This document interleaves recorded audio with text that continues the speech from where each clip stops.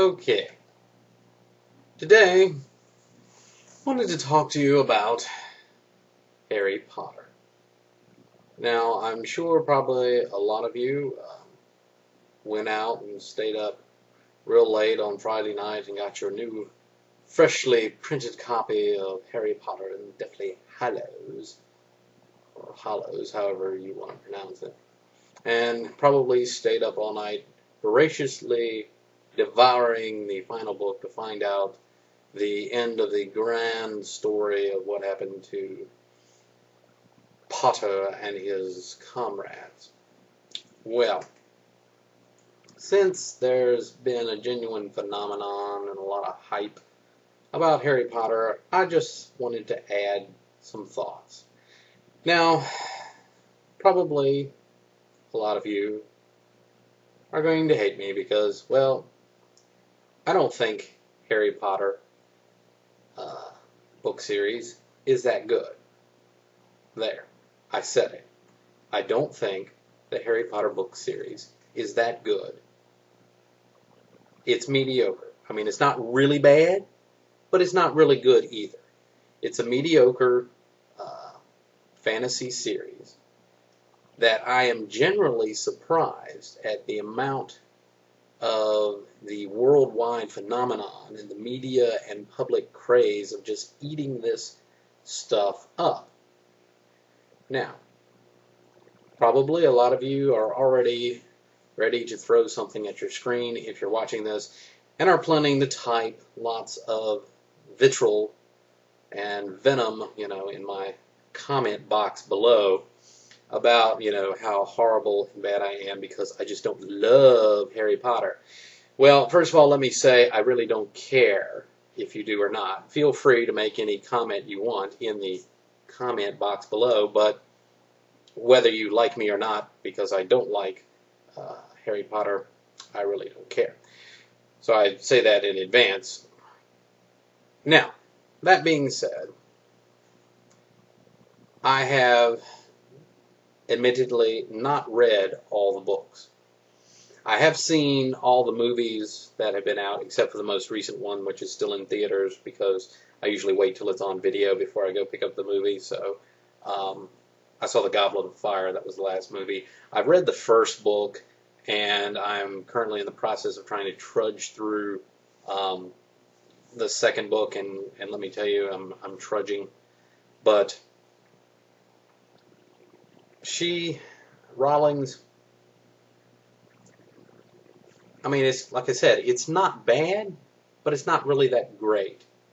I can think, and probably you can too, several other fantasy writers who are just as good a writer, or even better than Rawlings, who did not have the explosion of the media social phenomenon that Harry Potter did. I mean, I think of Ed Greenwood, Elsemer, R.A. Salvatore.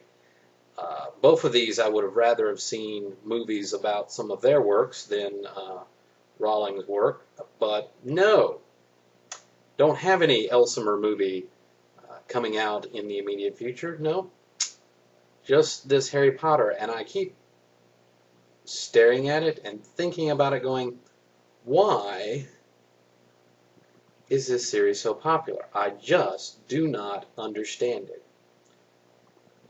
I mean, as I said, it's pretty good, little light read, but it ain't that great. There's a lot better.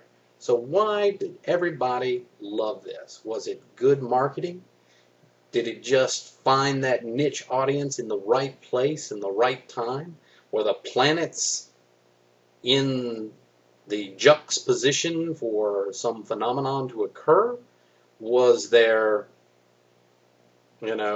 some conspiracy? I mean, I don't know. What is it? I just do not understand the phenomenon.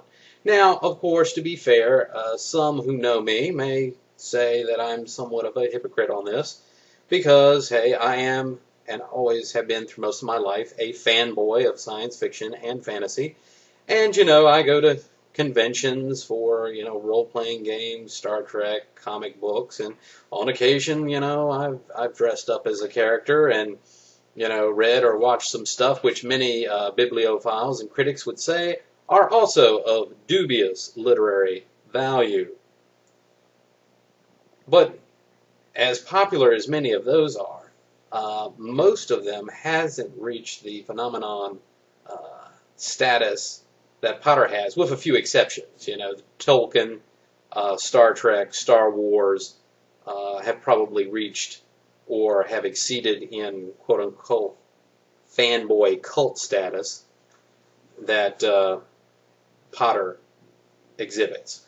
Although, we may see that growing and continuing, or I'm interested to see, now that the last book is out and that, okay, we've got 2 more movies, that after those movies, will there be a fall off, or will this be a phenomenon continuing like Trekkers and Star Wars fans and various, comic book conventions? Will it continue to go on afterwards? And what do Harry Potter fans call themselves anyway? Potters? Potheads? I mean, I don't know. What? See, it shows me how little I know about this particular topic. But doesn't stop me from ranting about it. Doesn't stop anybody else from this channel either. Well, that's about all I have to say on that. Although, one final interesting note.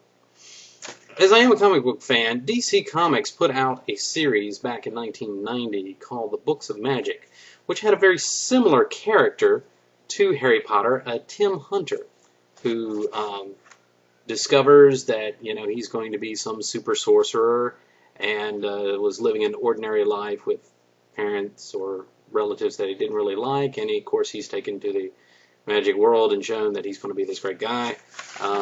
Taking a look at one of the things, look, he's dark-haired, he's got glasses, he's got an owl. Very similar character.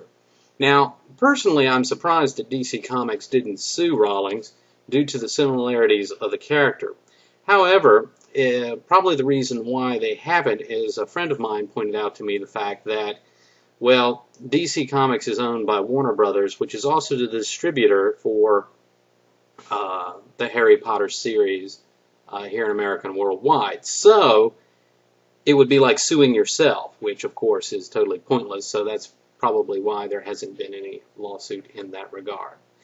Well, that's about all I got to say about Harry Potter. Please, if you have a comment, if you know the answer to the question of why this is so popular, because I just don't understand it, feel free to make a comment. And remember, just say no to Potter. Thank you very much.